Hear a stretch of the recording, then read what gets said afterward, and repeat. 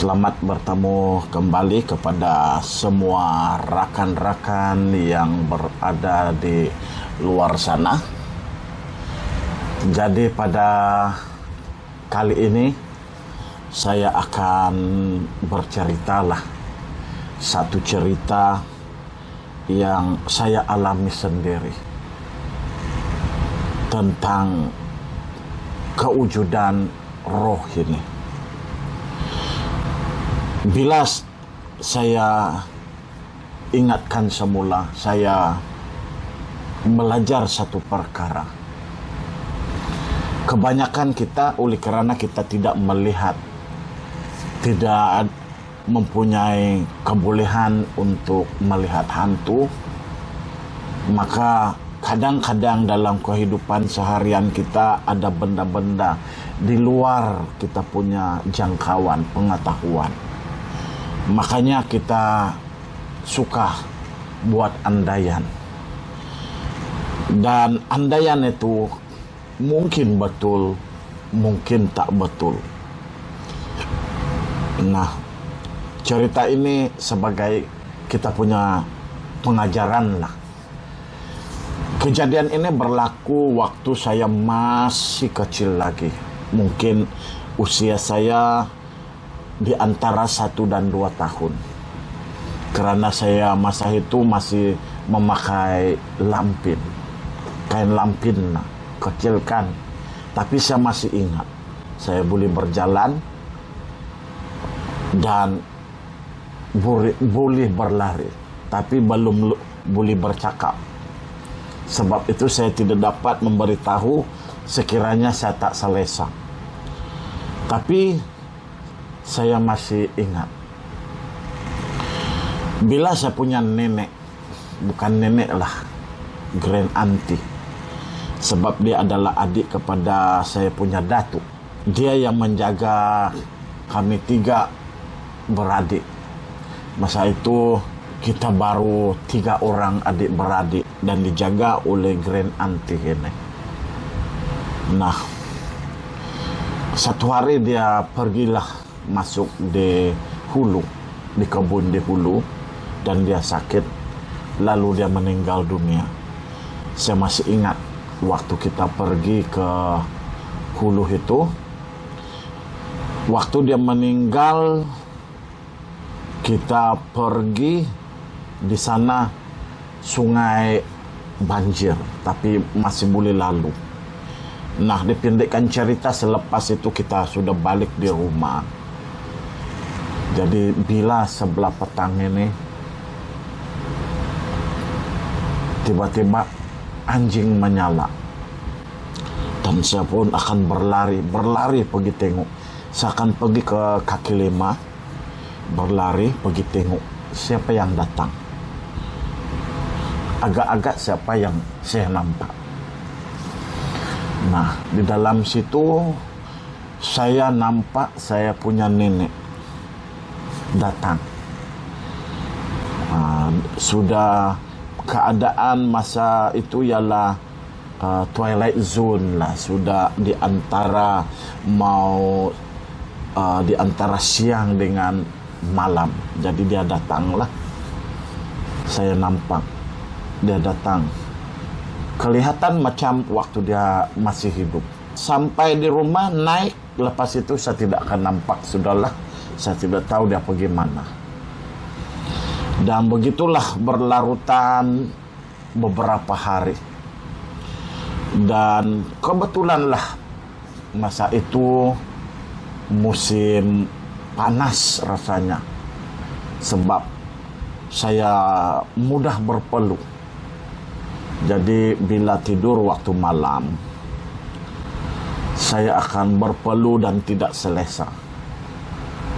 Ialah baby kan. Kalau dipakaikan dengan lampin, kain lampin itu basah kerana kencing.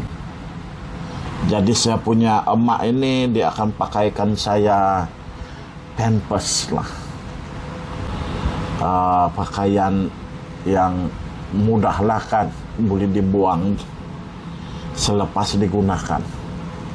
Nah, Satu malam itu saya menangis tidak berhenti. Bila saja saya dipakaikan kain lampin, pakai buang ini, saya akan mula tidak selesa. Bukan takat tidak selesa. Saya rasa gatal. Gatal bukan main. Nah, bagi yang kawan-kawan yang ada anak kecil itu, kalau menangis, tengok, mungkin dia tak selesa. Jangan pakaikan lampin pakai buang. Bagilah dia lampin yang sesuai, yang sejuk. Kalau ada ekon tidak apalah kan. Jadi bila saya menangis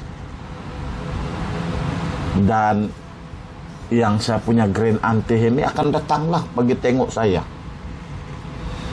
Nah, di sini saya punya emak kata apa?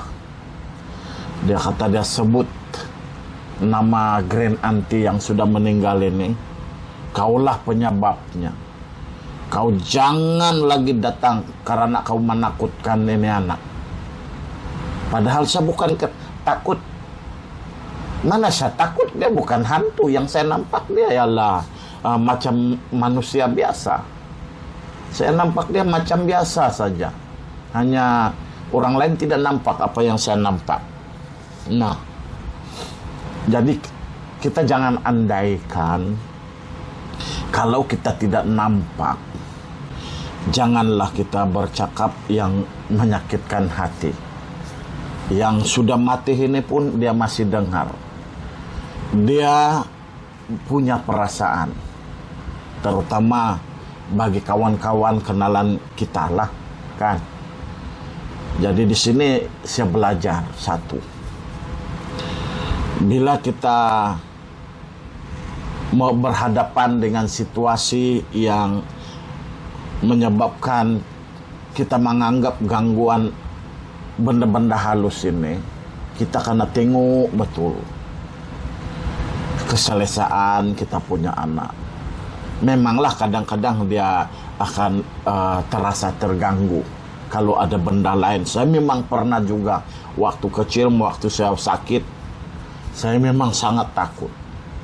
Karena bila saya waktu malam tuh keseorangan dalam bilik, saya akan nampak ada benda akan keluar dari lubang. Dari lubang kecil tuh dan akan menjadi macam monster. Menakutkan tau. Nah, coba kamu fikirlah. Waktu kecil kita boleh nampak sebenarnya. Tapi semakin kita besar, apa yang kebolehan kita itu boleh disuppress. Karena kita punya sekitar ini akan kata kamu ini bohong. Jangan cakap begitu, tidak bagus. Kan? Begitulah yang biasa kita dengar.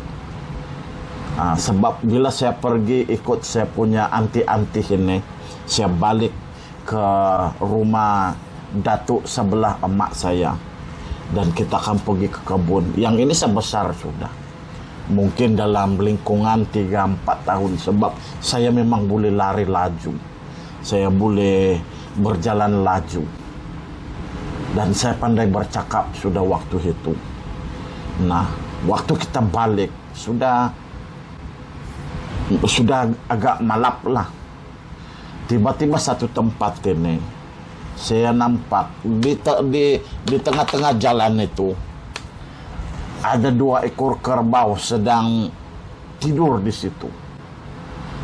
Nah, padahal di tempat itu mana ada kerbau.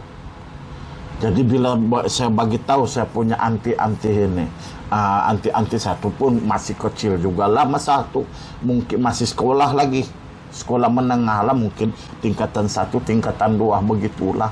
Saya bagi tahu itu ada kerbau tuh, nah di depan kita.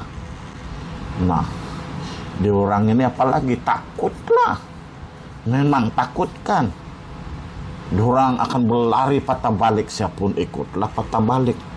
Jadi akhirnya karena saya saja seorang yang nampak, lepas itu kita kalau kita patah balik lagi lah makin gelap. Jadi tak ada cara kita kena lalu juga.